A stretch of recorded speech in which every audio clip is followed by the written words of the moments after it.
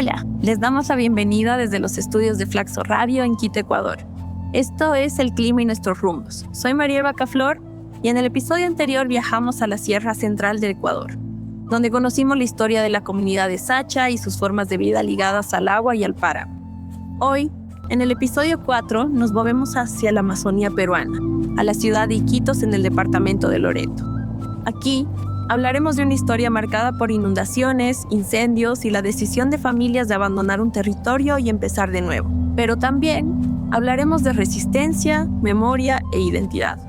El caso de hoy tiene la particularidad de visibilizar reubicación forzada de una comunidad ribereña ubicada en la zona inundable y empobrecida hacia un espacio alejado de su comunidad y aún sin condiciones plenas para vivir. Para contarnos esta historia están con nosotras dos voces clave. Primero, Maritza Mayo, investigador y responsable del estudio de caso en Iquitos, y también nos acompaña Gabriela Vildósol, quien ha estado cerca de las comunidades desde el comienzo del proceso de reubicación y ha acompañado la defensa de los derechos de las familias involucradas. Gracias a ambas por estar acá.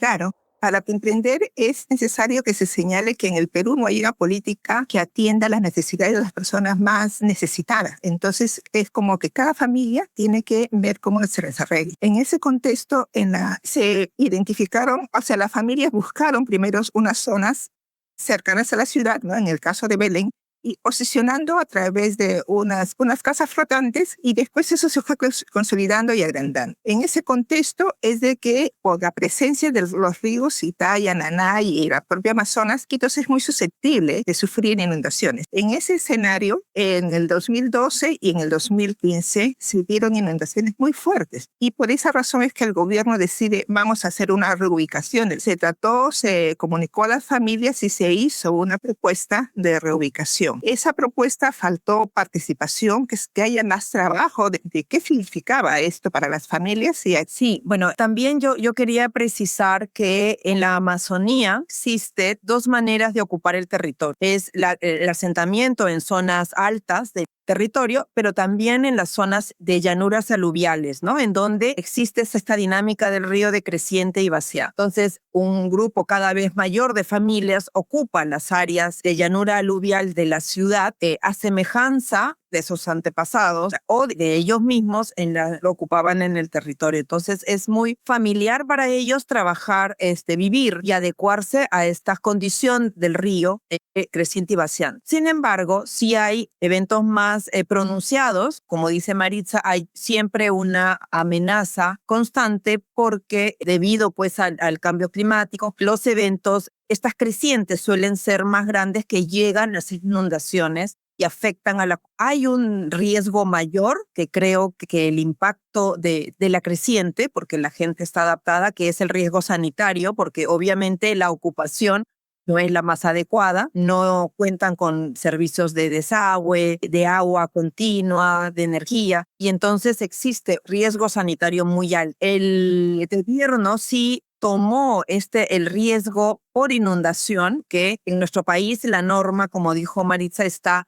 homogeneizada y se entiende el riesgo no mitigable en un mismo contexto y en un mismo nivel en todo el territorio nacional, siendo diferente. Entonces, bajo ese concepto es que se plantea la reubicación. Fue un proceso no participativo, un proceso en donde la población solo tuvo que acatar, la poca población, pero también existió que se trasladó, pero también existió ese rechazo y finalmente también se pudo adecuar la norma para que se cambie la obligatoriedad del traslado a la condicionante de la decisión de la población. Bueno, sí es interesante, gracias por ilustrar lo que está pasando, ¿no? Y si miramos un poco lo último que decías, aparece algo muy importante, la manera en la que se tomaron las decisiones, ¿no? La reubicación avanzó con urgencia desde el Estado y con el tiempo la comunidad empezó a señalar que muchos pasos no fueron claros y que no siempre pudieron involucrarse en lo que se definía en su propio territorio, y eso abrió tensiones, ¿no? Entre distintos liderazgos y también entre las instituciones. Desde su experiencia y la vinculación con el caso, ¿cómo vivió la comunidad este proceso de decisiones? ¿Qué tanto pudieron participar y qué tanto quedaron fuera de esta decisión de la reubicación? En realidad, la mayoría de las personas muestran desacuerdo con la manera como se ha trasladado. Haya tomado una decisión de trasladarlos a un lugar que no contaba con las condiciones para desarrollar sus medios de vida, ¿no? O sea, ellos, justamente la ubicación que ellos tienen es en que están relacionados con sus actividades económicas, tanto con el río como con el mercado, y tienen los equipamientos de salud, de educación cerca, que son los equipamientos de la ciudad. Entonces, el hecho de la reubicación en un lugar que no cuenta con estos servicios, no se habían construido antes de que ellos lleguen, ha generado un rechazo en la mayoría de la población. Pero también existe como que dos corrientes, ¿no? Hay una que definitivamente rechaza el cambio, pero hay un grupo que sí lo acepta, además se ha reubicado. En diría, no sé, 80% se mantiene allá, porque sí hay un grupo que ha o regresado o salido de allá porque no ha encontrado que ha sido una mejora para ellos, ¿no? Pero sí hay un grupo que se ha quedado porque sí ha entendido que o hace una mayor seguridad, ¿no? Porque tenían ciertos riesgos. Justamente por la precariedad de la infraestructura, habían accidentes de los niños, sobre todo, en caerse de los puentes mal hechos, porque no hay tampoco apoyo de Estado. Entonces, puentes mal hechos, hay riesgo sanitario. Eso ha hecho que para muchas una tranquilidad no tener esos riesgos, aun cuando en la nueva ciudad de Belén aparezcan otros riesgos. Pienso que la mayoría está en desacuerdo de lo que hemos podido evidenciar, pero también hay un grupo que sí quiere salir de Belén por las condiciones en las que se encuentra en la ciudad. No tanto por el riesgo a la inundación, sino más bien por las otras condiciones o las otras vulnerabilidades que tienen permanentemente los niños, los ancianos y en general toda la población. Maritza, ¿lo que quieras complementar? Desde el inicio, cuando surgió esta propuesta, los líderes que había en este asentamiento fueron muy exigentes, ¿no? O sea, pidieron al Estado cuál es la calidad de la respuesta arquitectónica urbana, ¿no? Lo único claro que tenían es que aquellos que se trasladasen podían tener un título de propiedad, pero el terreno quedaba muy lejos y no les garantizaba, primero, el respeto a sus condiciones de vida. O sea, la gente que vive en la Amazonía necesita otros espacios, que no es la persona que vive en una ciudad en departamentos pequeños, es otra concepción de ciudad. Entonces, estas personas intentaron establecer un diálogo para exigir, para plantear estas demandas, pero no fueron escuchados. Pero sí, las personas que al final tomaron la decisión, otro aspecto que consideraron las personas que se mudaron, era que la zona de Belén no es homogénea. La zona inundable de la que estamos hablando, de la zona de Belén Bajo, no es homogénea. Hay zonas donde nosotros hemos trabajado, zonas seguras, con liderazgos, con iniciativas muy importantes, pero también hay como un cierto cinturón de zona media peligrosa. La familia decía, mis hijos no pueden estar expuestos a este peligro cotidiano, ¿no? A pesar de que reconocen que hay una zona segura, no todo el asentamiento es seguro. Entonces, todas esas consideraciones fueron tomadas en cuenta. Tenemos un techo con propiedad. No es la calidad de vida que queremos tener porque no tenemos la calidad de vivienda, las instalaciones necesarias, pero también debemos pensar en nuestros hijos. Ese es un elemento clave en la decisión. Lo que mencionan es muy importante, ya que lo que ustedes describen sobre la participación y cómo se ha dado el proceso de reasentamiento muestra cómo la comunidad tuvo que adaptarse a decisiones súper complejas, y eso lleva directamente a otro eje, ¿no? Las condiciones materiales en las que se vive tanto en Belén, zona baja, como en la nueva ciudad. Los riesgos socioambientales, la falta de atención del Estado y la precariedad material de la comunidad marcan la vida de las familias, y más en un contexto de reubicación. Desde la experiencia y en los aprendizajes de la investigación, ¿cuáles son hoy las principales amenazas que enfrentan estas familias, ¿no? ¿Cómo se combinan los riesgos ambientales con las condiciones sociales que viven día a día los de la comunidad en ambos casos? En el tema de la zona de Belén bajo de las personas que se quedaron, existe un riesgo sanitario muy fuerte, ¿no? Porque cuando se producen estas inundaciones, el agua llega a cubrir 2,50 metros, puede llegar a subir, y la gente se traslada de un lugar a otro vía una embarcación pequeña llamada pequepete, ¿no? Entonces, y además los residuos sanitarios de las casas van directamente al río. Entonces, y los niños nadan allí, las personas nadan allí. Ciertamente que el tema del agua llega por una cañería, ¿no? Que es más o menos potable, ¿no? Pero el tema del ambiente está contaminado. ¿no? El otro es la precariedad de las construcciones. Son construcciones de mucha fragilidad porque están hechas de madera sin necesariamente haber tenido el apoyo técnico. Mientras por el otro lado, por la zona de la reubicación, tenemos unas casas estilo ciudad occidental que no considera las condiciones climáticas, por ejemplo, mucha temperatura, ambientes en las edificaciones, ¿no? Los niños, hay un colegio en la zona, ¿no? Y la construcción del colegio es de los containers, o sea, es metal. ¿Te imaginas las condiciones, no? O sea, se dan clases hasta las 9:30, 10 de la mañana, porque después es una sartén. Si estamos diciendo de que la temperatura va a ir en aumento en el primer cambio climático, el nuevo asentamiento no está diseñado en función de los riesgos del calentamiento, ¿no? que va a sufrir esta zona. Gabriela, lo que quieras. Sí, hay definitivamente un riesgo sanitario en la ciudad de Belén que no se atiende, que toda la ciudad, los desagües de la ciudad, de la zona alta, también desembocan en los ríos, en general en todos los ríos de Iquitos. Por lo tanto, el proyecto de la planta de tratamiento no ha sido efectiva, hay problemas, no funciona, y entonces seguimos con esos problemas del riesgo por contaminación alta del agua, ¿no?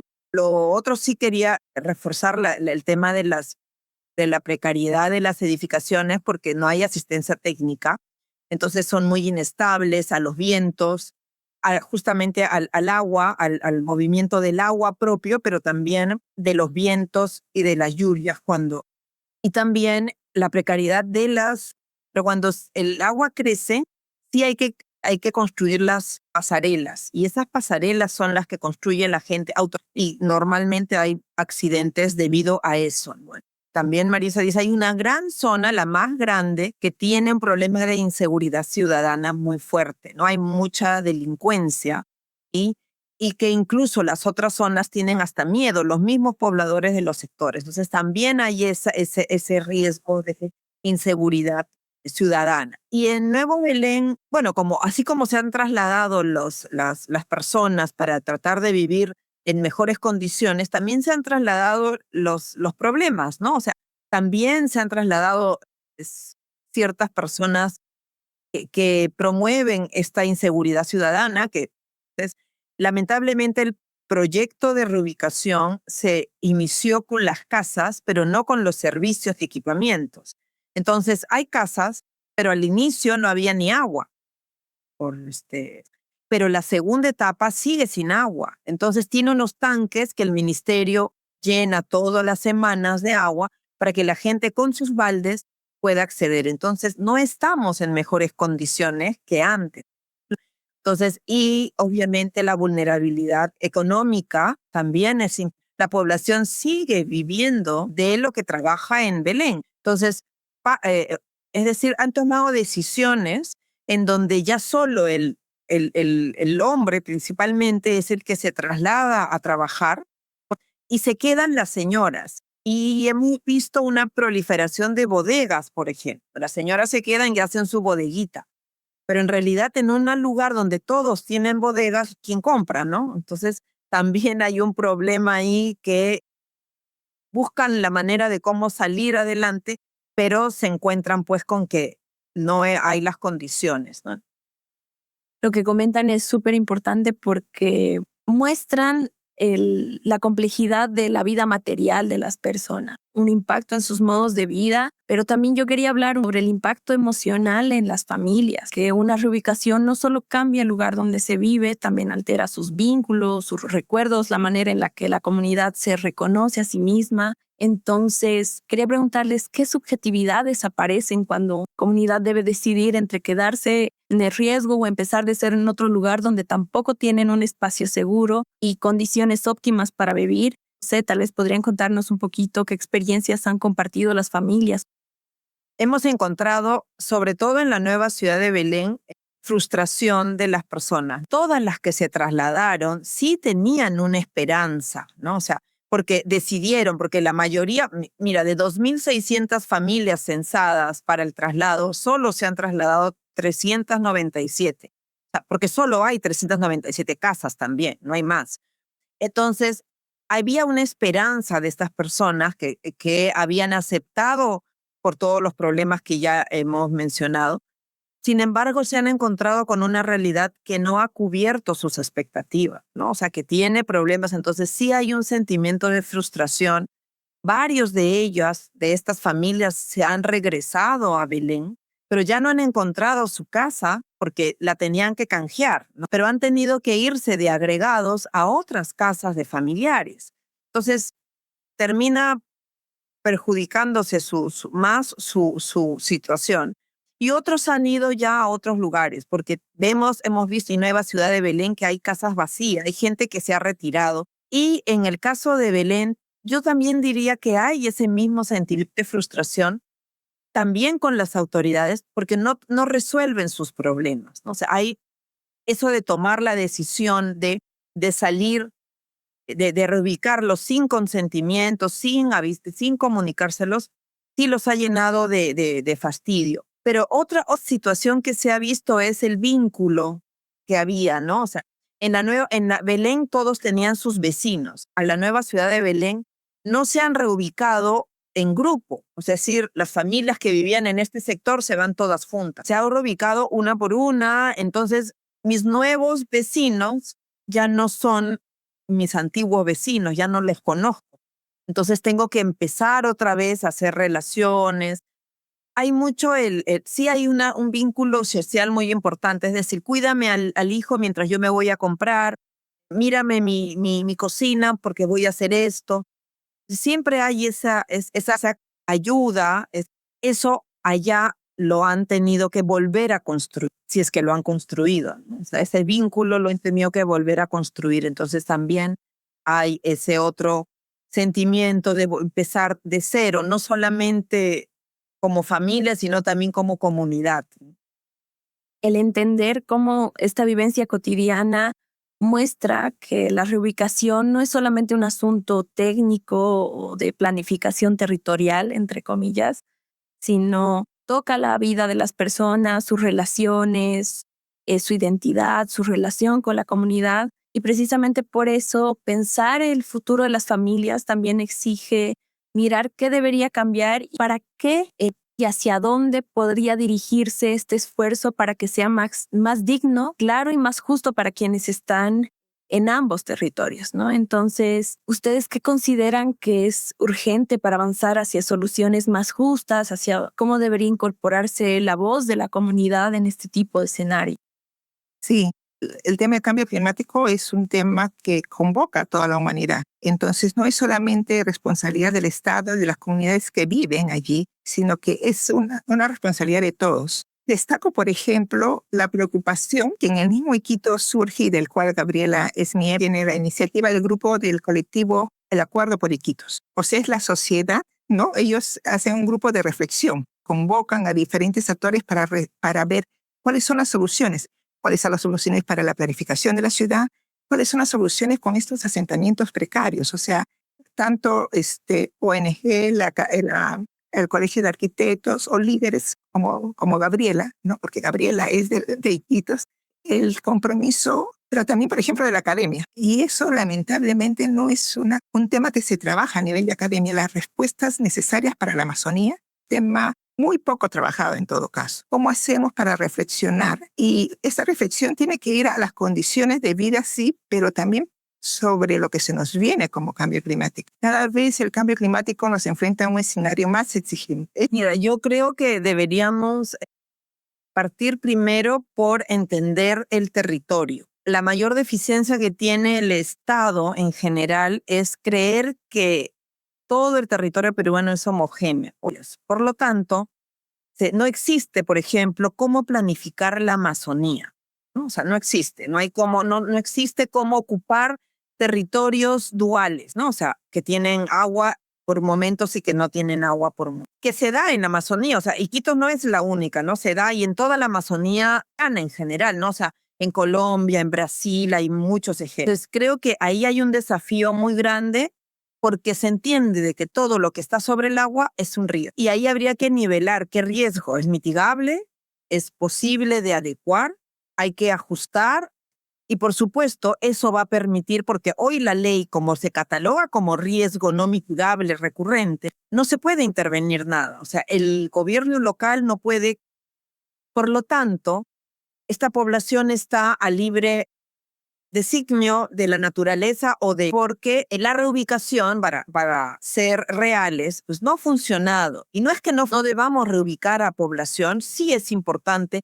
también porque hay que sacarlas de zonas y hay mucha población y creo que sí hay que reubicar parcialmente tal vez, pero hay que hacer buenos procesos de reubicación. Hoy con esta experiencia, ¿cuántas familias querrán reubicarse a otro lugar?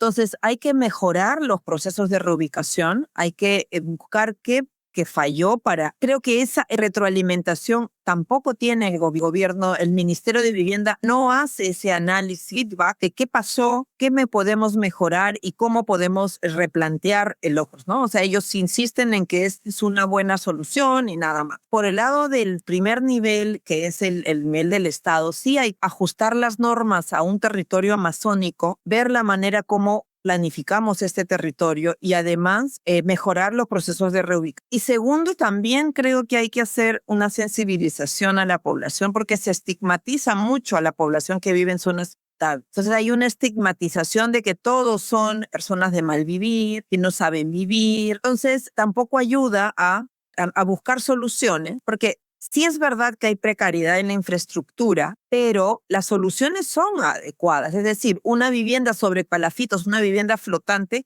ha sabido adecuarse a esta dualidad del territorio. Sin embargo, como no tiene asistencia técnica, hay problemas estructurales.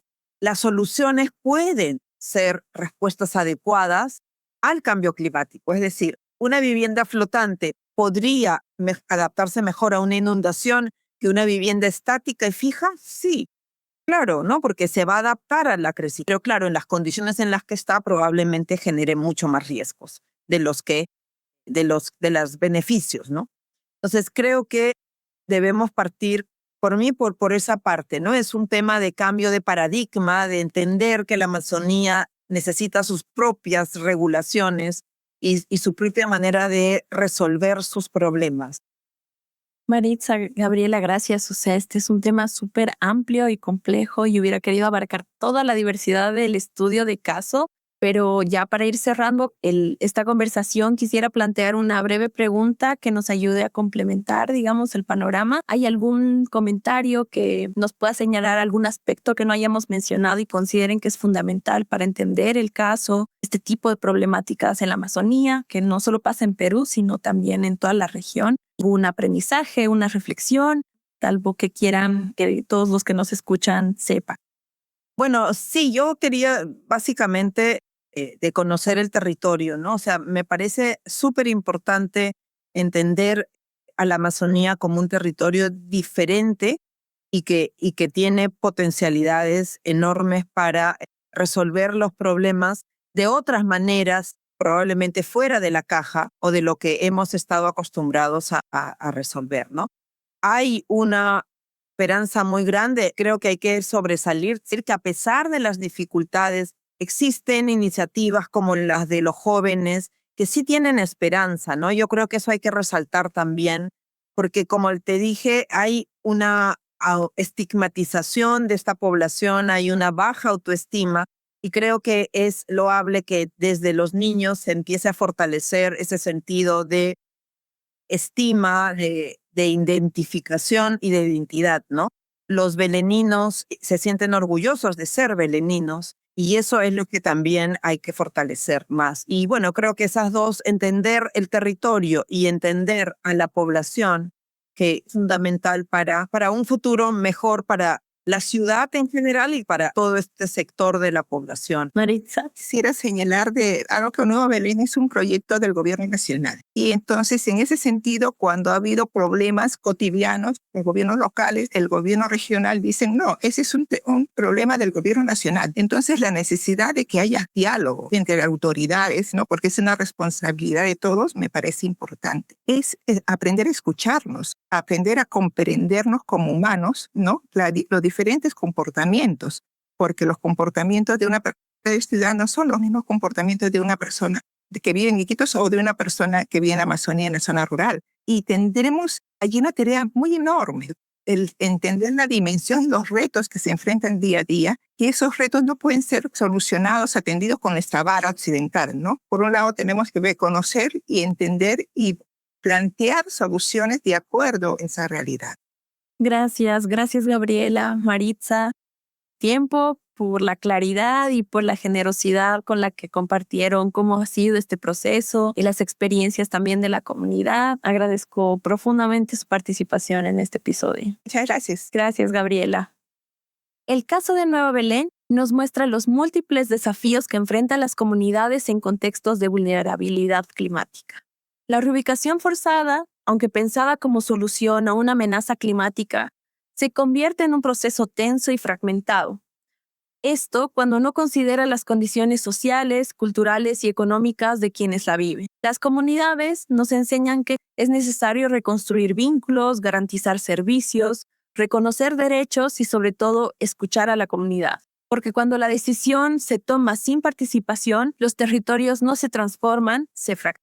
Este episodio nos deja también la imagen de un Estado que inicia procesos sin concluirlos y que muchas veces responde tarde y de manera inadecuada a emergencias que hace tiempo dejaron de ser coyunturales. Queremos agradecer nuevamente a Maritza y a Gabriela por su tiempo y por la claridad con la que compartieron su experiencia. En el próximo episodio viajaremos a Bolivia, al departamento de Oruro, para conocer la historia del pueblo Urmurato y el proceso que atravesaron tras la drástica reducción del agua del lago Popó. Durante siglos, este lago fue el centro de su vida cotidiana y espiritual, un territorio que sostenía su alimentación, sus vínculos y su memoria. Pero en las últimas décadas, la combinación de sequías prolongadas, contaminación minera y el retroceso de los glaciares transformó el paisaje y alteró profundamente su forma de vida. Finalmente, agradecemos a Flaxo Radio, a Palmira Chavero en la dirección y a Javier Macas y Angie More en la producción. Nos encontramos en el próximo episodio de El Clima y Nuestros Rumbos. Soy Mariel Bacaflor. Hasta la próxima.